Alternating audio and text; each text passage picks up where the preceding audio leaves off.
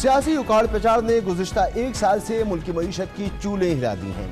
غیر یقینی صورتحال کے باعث تاریخ کے بدترین بحران کا سامنا ہے۔ پاکستان کی 75 سالہ تاریخ میں پہلی بار معیشت کے ہر شعبے کا پھٹا بیٹھ چکا ہے کہ دنیا ایسی نہیں ہے جیسی پاکستان میں ہمارے سامنے بنا کے پیش کی جا رہی ہے۔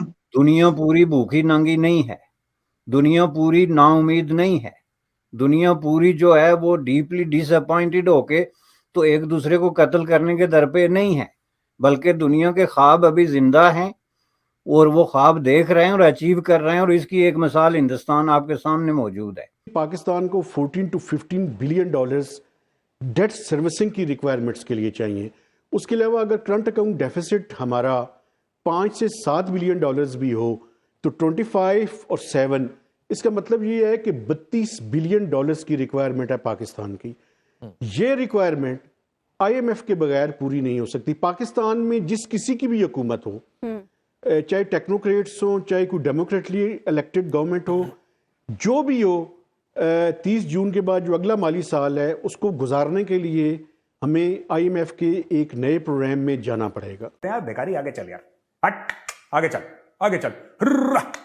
نمسکار دوستو، آپ سبھی کا سواگت ہے ایک اور نئے ویڈیو میں۔ میں ہوں پرینکا اور آپ دیکھ رہے ہیں پاک میڈیا کامیڈی۔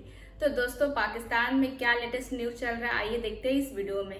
لیکن ویڈیو میں آگے بڑھنے سے پہلے آپ سب سے میرا ریکویسٹ ہے کہ جو لوگ بھی میرے چینل پر نئے آتے ہیں پلیز جو میرے چینل کو سبسکرائب کر لیں، اور جو لوگ اب تک نہیں سبسکرائب کیے ہیں وہ بھی کر لیں تاکہ یہ ہم کو اچھا لگے گا، اور ویڈیو کو لائک شیئر کرنا نہ بھولیں۔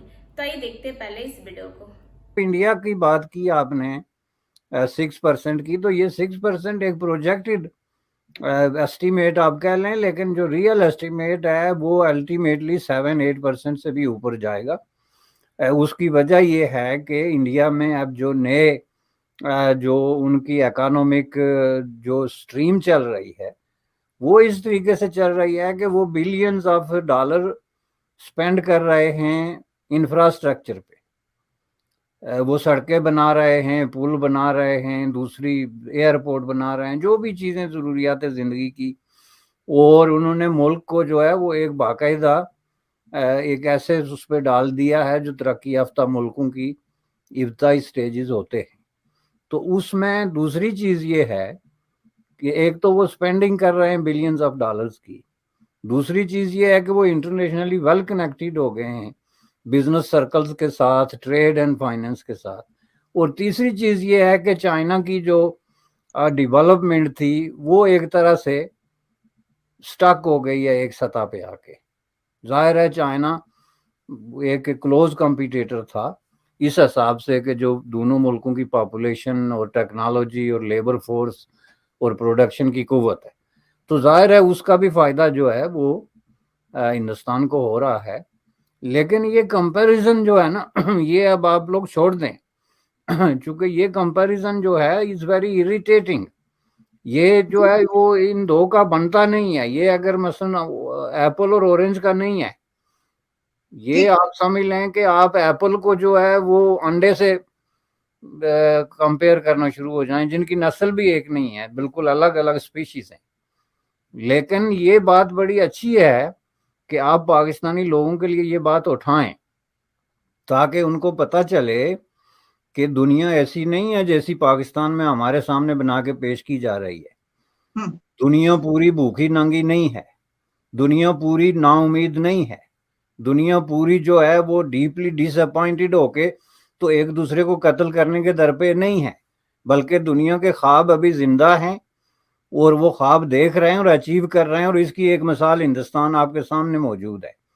ہندوستان میں 80s میں پاورٹی جو ہے وہ پاکستان سے زیادہ تھی بگننگ آف 80s میں، اس حساب سے دیکھا جائے۔ آج بھی اگر آپ دیکھیں تو وہاں ایک بہت بڑی تعداد میں لوگ جو ہے وہ غربت کی سطح سے نیچے ہیں، جن کو نکال کے اوپر لانے کی کوشش ہو رہی ہے۔ تو وہاں اگر جو ہے ایسی سچویشن ہے تو آپ لوگوں کا پرابلم جو ہے وہ یہ بالکل صحیح ہے کہ پاکستان کی لیڈرشپ جو ہے مسٹ ایکسپلین کہ کیا آپ اسی طرح لوگوں کو دھوکہ دے کے تو پیسے مانگ کے آپس میں تقسیم کرتے رہیں گے، یا اس ملک کو کسی راستے پہ بھی لگائیں گے؟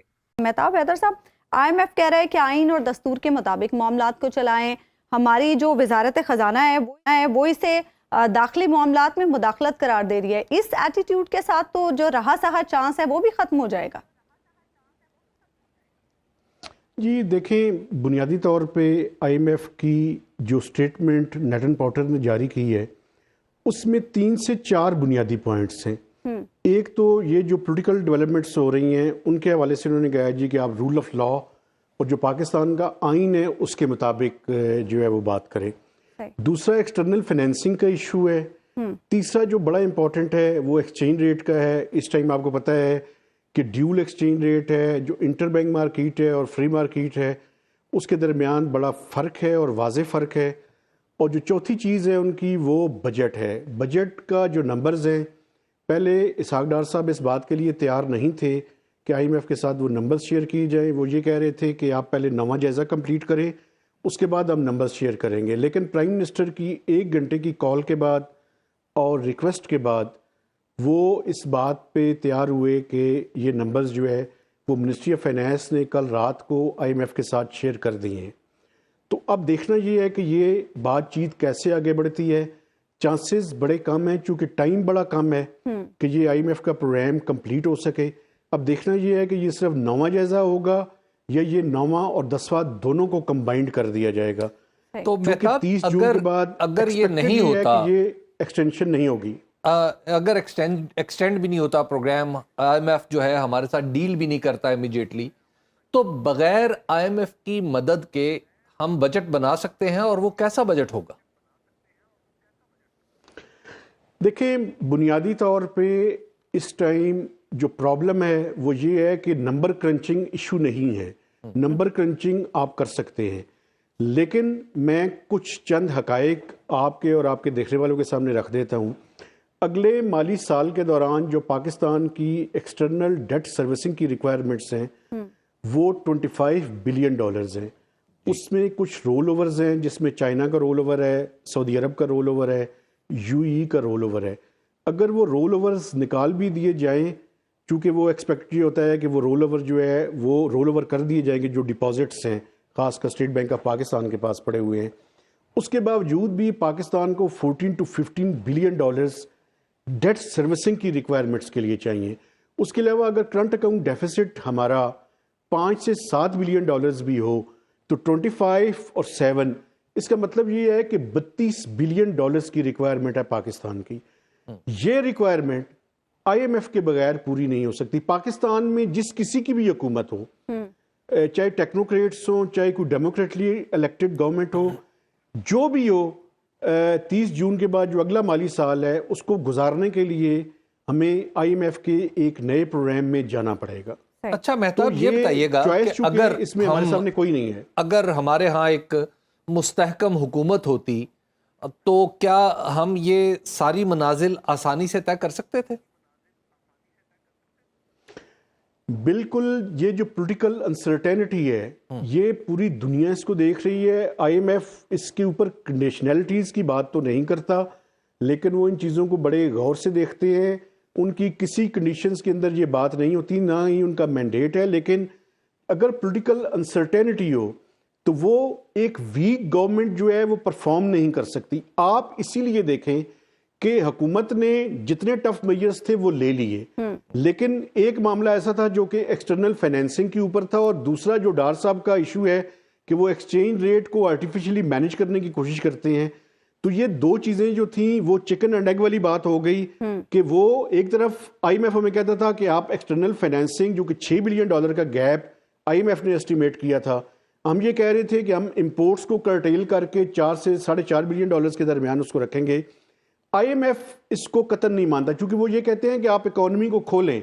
अगर आप इकोनॉमी को खोलेंगे नहीं तो उसका रिजल्ट वही होगा जो कि अभी इकोनॉमिक सर्वे में वो नंबर नजर आ जाएगा कि इस माली साल के दौरान जो गुजर रहा है, जो 30 जून को खत्म होगा, इसमें हमारी ग्रोथ का टारगेट हमने 5% रखा हुआ था और हमारी ग्रोथ जो है वो 0.29% हुई है, और इन्फ्लेशन का टारगेट हमने 10 to 11% रखा हुआ था जो कि 30% को क्रॉस करेगा ऑन एवरेज। आई होप आज का वीडियो आपको अच्छा लगा होगा, तो जरूर से लाइक कर दे, सब्सक्राइब कर ले चैनल पर नए हैं तो, और बेल आइकन भी प्रेस करें ताकि लेटेस्ट वीडियो का नोटिफिकेशन आपको मिलता रहे। तो फिर मिलते हैं अगले वीडियो में, अपना ख्याल रखें। जय हिंद, जय भारत।